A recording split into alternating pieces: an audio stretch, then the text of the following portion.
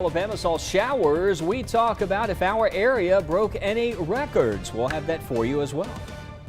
And we're going to continue tracking Hurricane Raphael and what that could mean for us right here across central Alabama as we head into the weekend. Live on your side. First Alert Weather Extra starts right now. And thank you for staying tuned for Weather Extra. Tania joining us again. And looks like, Tania, for this weekend, the change on this tropical system, that track has really shifted to the west. Yeah, it absolutely has. Now, we could still see some rain this weekend from a front that's going to move through. But as far as direct impacts from Raphael, it doesn't look like that's going to be the case. Yeah, at least not this weekend. We still need to see what happens into next week. Yeah, Agreed. Things are just kind of getting delayed here with what's going to happen. But again, it's not too often you see a tropical system like this in the month of November. Here's what it looks like on satellite. Raphael making a landfall as a major hurricane in Cuba. And what happens is the track, because it is a stronger system, and as the models get a better handle on this, the interactions with land sometimes can throw off the forecast track as well. A lot of different variables go into play, but the models, we've seen a gradual change. It was interesting. Last night at midnight, the new model data came in and it showed a track further west, and then today it was almost like it wanted to do a complete loop out here over the Gulf of Mexico. But this is the latest advisory from the National Hurricane Center, and this is what we call the cone of uncertainty. And again, we always focus on the center of the cone, but just keep in mind there's all kinds of scenarios that are within this cone. And you can see once we get to Saturday, there's a very broad area, so a lot of uncertainty out here once this moves into the western Gulf of Mexico. But we still see the possibility of this weakening with time. This shows a tropical storm by Sunday out here over the western Gulf of Mexico. So this weekend, will we have a tropical storm moving into Alabama way up here? Not happening based on the current track that we see. But we will have, as Tania noted, a chance for a few spotty showers. I want to bring in some of the model data here. This is the GFS guidance, and just to show you the varying solutions with this. That's Friday, there's Saturday, and notice in the Sunday, this model still wants to bring that system to the north. I mean, we see that a lot of times in the fall season, the late hurricane season as well. But this is the European model, and this model has been very robust in taking this system more towards the west and even moving it in towards Mexico. Notice there, that's a Sunday time frame. So there's a lot of uncertainty here as these models try to grasp what ultimately will happen with that hurricane and that tropical system. Until that point, we still have some showers in the forecast. You can see we have showers moving south to north. It's not a washout by any means, but it's just enough. You don't want to leave the house without the umbrella. You may need it. A couple of showers you can see around Hale County moving north here towards Utah. And there's some more rain around Uniontown. That's all going to move north. Even around Tuscaloosa, see some light showers there starting to move in from south to north here across the city. As we take it further east into the Birmingham area, some showers popping up just north of the city out here around places like Adamsville and looks like around Docena and those areas, and that's going to be tracking to the north. Warrior getting a little shower right now, and further south just to show you more of this rain that's all going to be lifting south to north. Some of this could reach us across East Alabama as well. So it's very light precipitation, as you can see from the base reflectivity scans there. Light sprinkles and light showers, more of this tonight, tomorrow. Of course, tracking Raphael. Rain still possible this weekend, however, Saturday night and Sunday night, because we also have a front moving in. So there will be a chance for rain. I think for Saturday plans during the day looks dry for the most part. It's Saturday night, late Saturday night and into Sunday morning, that next chance of rain for the weekend. And next week, by the middle of next week, rain and storms. And could that be followed by a blast of cold weather? We're going to be talking about that coming up right here on Weather Extra. You're going to get the Weather Extra. But we continue to track Raphael after making landfall in Cuba as a Category 3 hurricane. It brought massive waves, of course, and that swell, sharp winds, rainfall. This comes after it brought high winds, flooding, and power outages to parts of Jamaica and the Cayman Islands. The State Department in Cuba issuing advisories telling flights out of the island for U.S. citizens and warning other Americans to avoid travel in that region. 12 inches of rainfall in portions of western Cuba through Thursday. Flash flooding and mudslides and landslides expected in areas of higher terrain. And of course, Raphael expected to make a track further to the west over the Gulf of Mexico over the next couple of days, but we'll continue to track, show you where that's going to be going. The forecast has changed quite a bit throughout this week, so do stay tuned as we follow along with Hurricane Raphael. Thanks, Wes. And as we prepare to come to a close on this year's Atlantic hurricane season, meteorologist Matt Daniel joins us now with a deep dive on these rare hurricanes we can see in the Gulf of Mexico in the month of November. All right, we're talking about the hurricane season. We have Raphael, that's a hurricane, and usually November is a very quiet month. We may squeeze out one or two named storms, but as you can see, this is where we're at, and it's pretty much coasting to the end, which is, of course, the end of the month. By December 1st. The season is technically over, although in some instances we've seen some random storms form in December and late December into early January. But just to give you perspective, just looking at that list, we've got 17 named storms, so it has been a very active season. We've seen several major hurricanes, and we have 4 left on the list, and it would not surprise me if we squeeze out another named storm or 2 before the season's up. But let's talk about some facts when it comes to Raphael. It's the 11th hurricane of the 2024 Atlantic hurricane season, and it's the 5th major hurricane of the season. And just to give you an idea, major hurricanes got to be a Category 3, 4, or 5 hurricanes. So that's what happened at right around noon. We saw those winds go up to 115, making it a Cat 3 and a major hurricane. There's been 7 years on record that had 11 or more hurricanes by November 5th. That year, we're adding 2024 to that list. 1933, 1950, 1969, 95, 2005, 2010, and 2020 were some of those years. So we're on a rare list of those years, and if you know some of those years, those were some very active seasons, especially 2005 and 2020. And finally, there's only 5 November hurricanes on record in the Gulf of Mexico, and these records go back all the way to about 1851 to 2023, so based off what we know. So typically in November we'll watch 2 areas for tropical development. It's not unusual to see things form in the Caribbean. That's what we've seen with Raphael, but normally these storms will track towards the east, northeast, so usually tracks towards Florida, the Bahamas, and out into the Atlantic coast, or we see maybe something randomly form in the middle of the central Atlantic Ocean. So I decided to do a little bit of research, and here are the 5 tropical systems that became hurricanes in the Gulf of Mexico. So one of those systems that we've been watching, of course, we had Ida. You may remember that from 2009.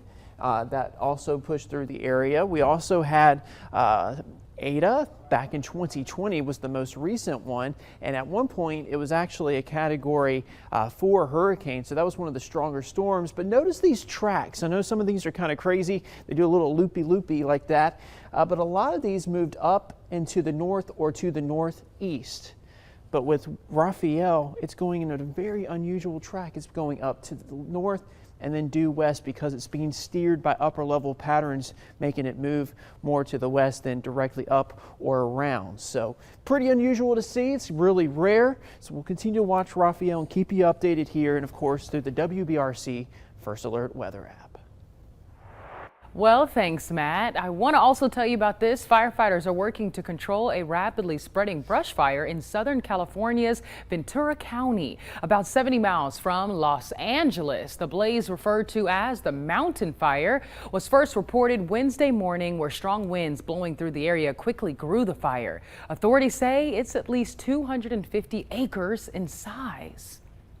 And check out this video captured on First Alert AccuTrack of the smoke plumes from the fire. Evacuation orders are in place for nearby residents, and 140 firefighters are battling the flames with help from helicopters and aircraft. So far, they have not yet been able to contain the blaze. The Mountain Fire is going to continue impacting that area, and we'll give you updates if there's any updates that we can give you in the days ahead.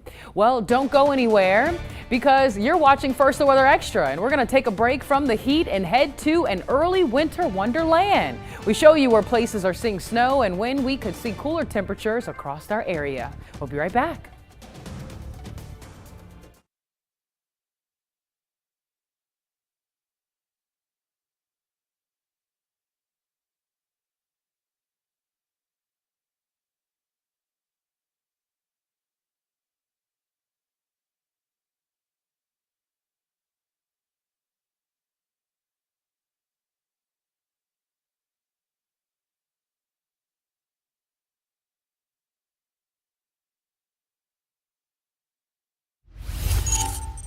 All right, welcome back into Weather Extra, and time for a radar check. We have some showers. There's some rain moving in around Tuscaloosa. You can see moving in from the south and east direction. A little bit of rain happening there. We take it further east along Interstate 20. Some rain north around Brookwood and Abernat. And now it looks like around Hueytown, parts of Jefferson County, those showers starting to pick up again around Lakeview Estates and over to Hueytown. There's Fairfield getting a little bit of rain. Mentioned Decina a few moments ago, and you can see around Crumley Chapel and Colberg Road some showers there moving to the north. Let's go and check out East Alabama. And right now I'm not seeing a lot of wet weather here, but there's some more rain down into South Alabama. We still have this southerly flow that's going to bring more of these spotty showers south to north through tonight. So plan for that this evening. Tomorrow still could be a couple of showers around, but we're still watching a chance of rain for the weekend. And we'll get into specifics on when that could happen coming up in First Alert Weather.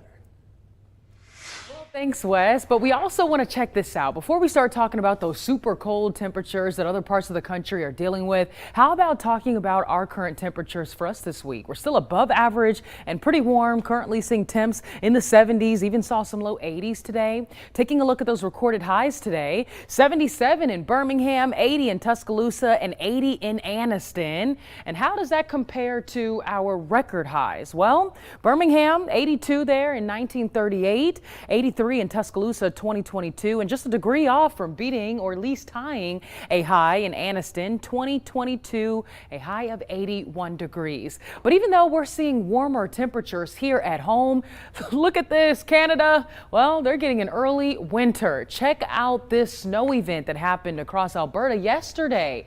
It left a blanket of snow across the city. A similar situation happening right here in the States. Meteorologist Megan Thomas has the latest. We've been running unseasonably warm for this time of year, so I thought let's take us out west where conditions are a little bit colder and they are looking at snow on the ground. This is actually a photo from one of my very dear friends, Rachel Bove, out of Salida, Colorado. That is 3 hours south of Denver. This photo was a couple days ago, so yes, they still have some snow on the ground and her daughter's enjoying their first snow, Tennessee and Birdie, of the season. Now, looking back in Salida, they've got about 6 inches of snow still left on the ground. In Denver, they're around an inch, and they are expecting more snow over the next 24 to 48 hours. Winter storm warnings out in the Rockies, and then even a winter weather advisory includes the city of Denver, and a winter storm watch out towards Pueblo. Now notice, again, this is all for Colorado and New Mexico. We've got an area of low pressure that's going to be slinging itself back to the north, going to bring really heavy rain through portions of Texas through Thursday and Friday. But on that backside of this, it's going to interact with some really cold air, and Friday it is just going to be dumping snow across the Colorado Rockies. As far as totals go, they look fairly impressive, and some of these numbers are astronomical. Colorado Springs, right near Monarch Mountain, they're looking upwards of 17, 18, almost 2+ feet worth of snow with the system. The interesting thing is Denver, South Denver could get close to 17, and then just North Denver could get close to 2. Big drastic change in the actual snow totals. Just kind of depends on where everything sets up. So that's a look at the weather out west. Our weather still remains warm through the weekend.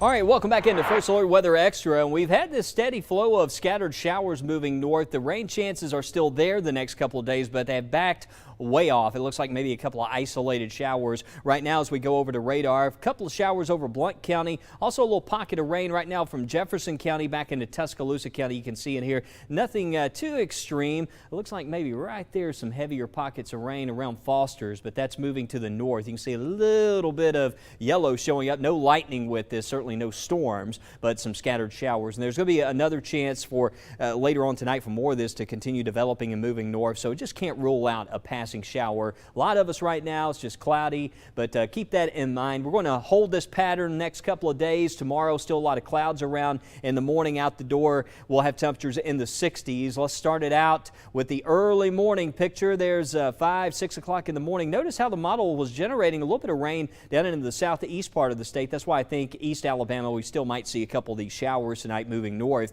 And then during the day tomorrow, starting with those low clouds, giving way to some afternoon sunshine. The flow starts to change just a bit tomorrow, and you'll notice we don't have quite as many showers moving south to north. It looks like more of a eastward to westward component showing up there with some of those clouds and spotty showers later in the day. Friday, 76 degrees. We have backed way off on the rain chance again with the tropical system staying down in the Gulf of Mexico. Raphael made landfall as a Cat 3, and the track now has shifted more, taking a sharp turn to the west. But here's the thing, this weekend it's still over the Gulf of Mexico, even if it tries to make a turn to the north. Saturday and Sunday, this will not have a direct impact on our area, but we do have a front that's going to move in. Even though we're watching the tropics, that's going to stay well south of us. Saturday, we're looking at those rain chances coming back, and I did bump up Sunday's rain chance to 50%. So you check the weather app. We're going to be adjusting that because of this. You can see we still have a front moving in, making plans, I think, during the day Saturday, mainly dry, but Saturday night, that's when we're going to see that better chance for showers. Notice this is 6 o'clock Sunday morning, so some of that rain will move in early in the day. Looks like Sunday, the better rain chance, and then after that, we are going to trend drier into Veterans Day. But looking at the end of next week, around Wednesday and into Thursday of next week, we have another system and another first alert for scattered thunderstorms and showers coming back towards the end of next week, and that's going to be with a front that may end up bringing a drop in temperature. So Tania, a lot of folks asking me, all right, it's warm out there. Thanksgiving's coming up. You know, where's fall? Where's the fall weather? And you have some interesting information for us here, right? Oh yeah, I got some news, Wes. Fall might be returning. A first alert, right? A first alert. Fall coming back. If you have been missing the fall chill in the air and being able to wear your boots and the leather and the extra layers, the sweaters, well, you might be in luck with some cooler temps on the way, but you still have a while to go. So let's look beyond the 7-day, right? This is the next big thing that we're tracking. We have a couple of fronts moving through, but we could see a stronger front really bringing us the colder air that many people have been asking for. And as you notice, late next week, we bring in Thursday morning, starting to see some of those 40s to our north and low 40s further north of us, like in St. Louis, Missouri. But as we continue and move into Friday, bam, look at us here across central Alabama. We're seeing some 30s on the map, upper 30s in East Alabama, maybe even Jefferson County. This is Friday, November the 15th. So this is after Veterans Day, late into next week. We're looking beyond the 7-day, giving you all that first alert and that heads up on what to expect and when fall could actually return. But as we look at our Climate Prediction Center, our outlooks, here we are looking at precipitation November 12th through November 16th. Still could be seeing above normal or above average rainfall for much of the nation, including us right here across central Alabama, and temperatures still above average as we get closer to the middle of the month. But does that necessarily mean we can't see those 30s on the map? Absolutely not. Just on average, as a whole, over the next several days, the 12th through the 16th, still looking at above average. But you notice, not until we hit the 15th of next week, next Friday, that's when we're going to be seeing those cooler temps. So above average may not be above average for long. So keep checking in as we give you updates on that beyond the 7-day forecast, right? But you may have heard of the Doomsday Vault. I haven't. Well, in Norway, that stores millions of seeds as a secure backup to protect the world's crop diversity. In this week's Degrees of Science, meteorologist Brady Taylor introduces us to an out-of-this-world project led by Smithsonian Institute that aims to secure biological diversity, but they plan to do it on the moon. We were actually inspired by the Svalbard Global Seed Vault, which put aside very important agricultural material as seeds in this very deep mine in Norway. And it's very cold. It's the perfect temperature for storing seeds. And they don't need any people there to maintain it. It's to act as a backup in case some of our very critical agriculture is destroyed. So we wanted something similar for animals and plants that cannot be dried as seeds. And there's no place on Earth that's cold enough. And then we started looking at the moon and the possibility of putting it in the south pole of the moon, which is very cold all the time. We could then bury it under 2 meters of moon soil, and it would protect it in terms of radiation. We are slated now for the very first step of this process, which is to actually measure the radiation that the cells might incur if they were to leave the Earth and go to the South Pole of the Moon. We have a spot on the Griffin 1 mission, which may be leaving next September 2025 for the South Pole of the Moon. Is there a particular kind of cell that you're preserving that will be taken up there? You know, when you think of animals and all types of animals, we don't actually know how to cryopreserve many of them. Humans, we do a really good job with in terms of eggs and embryos and sperm, but we don't have that sort of menu of cells that we can do for other wildlife species. So we decided we would use the skin cells. And there's these cells within the skin called fibroblasts. And so we know how to cryopreserve fibroblast cells from almost every organism because they're uniform. And so that was the reason why we chose those cells. And we think of them as kind of the book of life that we'll be putting on the moon. You've got a lot of organisms to pick from on Earth. When you're kind of getting this process going, are there specific areas or types of animals or organisms that you're going to want to first put up there? Fortunately, I won't be the person who's choosing. we'll have probably an international team that will make choices, but it'll probably be about groups. So we'll start out with some really important groups like fish and pollinators and perhaps some endangered species, culturally important groups. There's a whole host that like coral reefs and sequoias and things that just change our environment and may be important for terraformation of outer planets like Mars or wherever.